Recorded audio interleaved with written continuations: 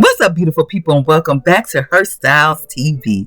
I know it's been a minute, but I'm back. And it's been a minute since I posted a silk press video. So let's get into this.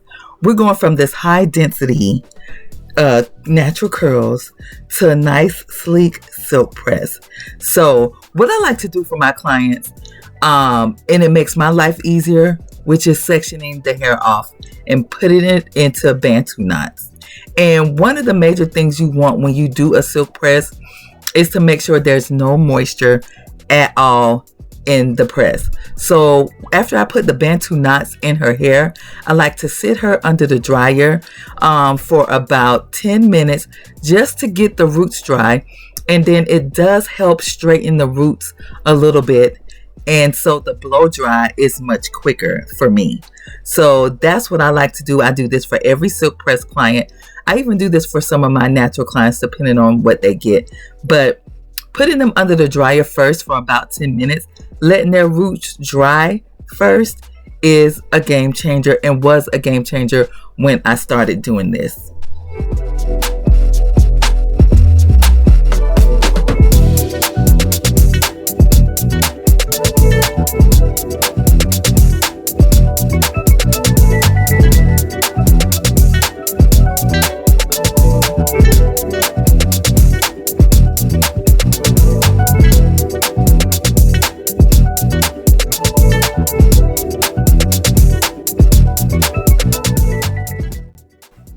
All right, so after the client come from under the dryer, I go ahead and blow dry it as normal. And if you could look at her roots, you could see that her roots are kind of straight. The ones that are in the bantu knots, they're kind of straight a little bit. So that's what I'm saying. It helps with straightening the root, drying the roots, number one, then it straightens a little bit, and then your blow dry doesn't take as long. And some people say if you put them under the dryer, you're drying the hair. I'm just putting them under for 10 minutes, and when I unwrap the bantu knots, it's still wet. So try that tip even when you're doing your own hair. Try that tip before blow drying. It will help you out tremendously.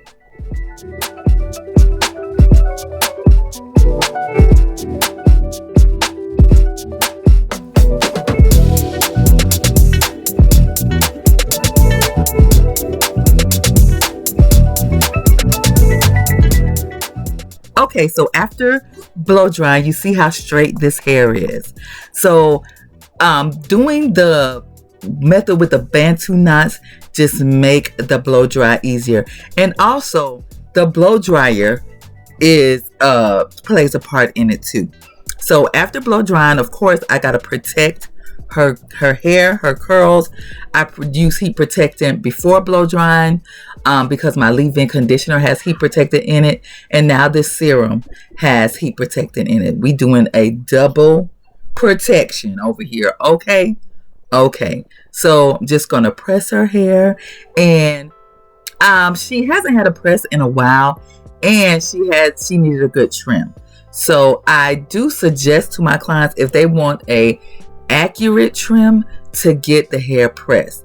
Yes, you can trim it while it's blow dried, but the most accurate way is while your hair is pressed, everything is straight, we can see what needs to really come off and what is healthy. So if you go get trims while blow drying, that's fine, but if you want a good accurate trim, get a silk press.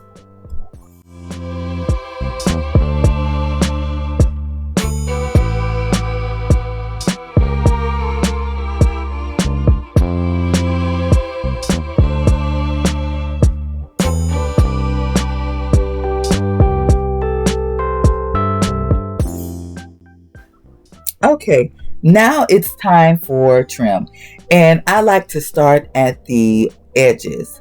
Like, even though some edges, clients' edges are short, you still want to trim them. I don't care how short they are, because they do have splits, and if they continue to split, those edges will continue to break. Got tongue tied.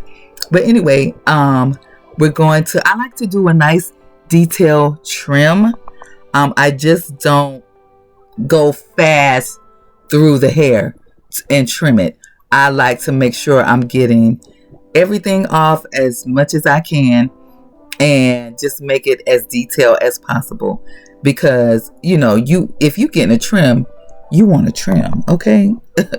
You want it to be able to be combed smoothly from root to end, and you want to be able for your curls to pop when you put your hair back in its natural state. So yes, if you go to a stylist that just do the outside part and not pull the hair out from the root, then run. But anyway, we just pressed her hair. She just wanted a little bump, no curls, and that was it. So thank you for watching. And all right, so we went from this to this nice sleek silk press. So thank you for watching. I'll see y'all on the next one.